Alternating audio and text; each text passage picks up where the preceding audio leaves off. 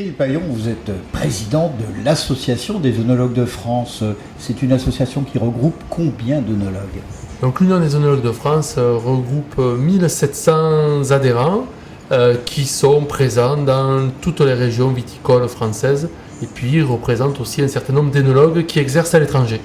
Des œnologues qui sont attachés à des structures, qui sont indépendants, qui peuvent travailler pour des caves. Alors déjà, nous exerçons tous les métiers de la filière. C'est vrai qu'une grosse partie des œnologues sont dans des structures soit de conseil en œnologie pour encadrer des producteurs particuliers ou des caves coopératives. D'autres, pour des structures un petit peu plus importantes, eh bien, sont rattachés directement dans la structure de production. Mais il y a des œnologues, bien sûr, dans des laboratoires, mais de plus en plus d'œnologues qui sont dans les contrôles qualité, à la fois dans le monde de la distribution, de la commercialisation, et puis aussi à la fois dans le monde de la certification, puisqu'aujourd'hui notre métier a évolué sur tout le domaine de l'assurance qualité, les règles d'hygiène, toutes les règles d'agro-environnementalité. Ce qui fait les qualités organoleptiques des vins et des rosés en particulier. Parlez-nous, Cyril Paillon, de ce mondial des rosés, le 9e du nom, qui se passe à Cannes devant une vue assez exceptionnelle. Combien de dégustateurs, combien d'échantillons, combien de pays? Quelques données techniques sur ce mondial.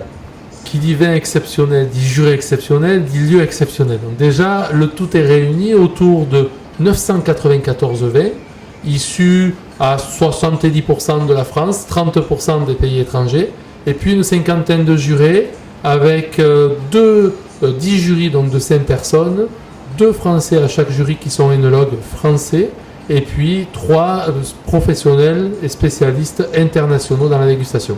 Donc on résume, à peu près 1000 vins, à peu près 30 pays, la France en faisant les 2 tiers, et puis entre 50 et 60 jurés, des professionnels.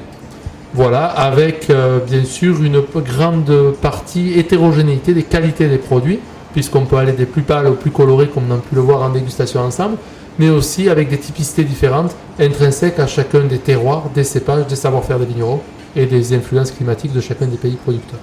Cyril Paillon, si vous aviez le mot de la fin à dire, ou plus exactement le mot de la soif, quant à ce concours qui se déroule encore actuellement?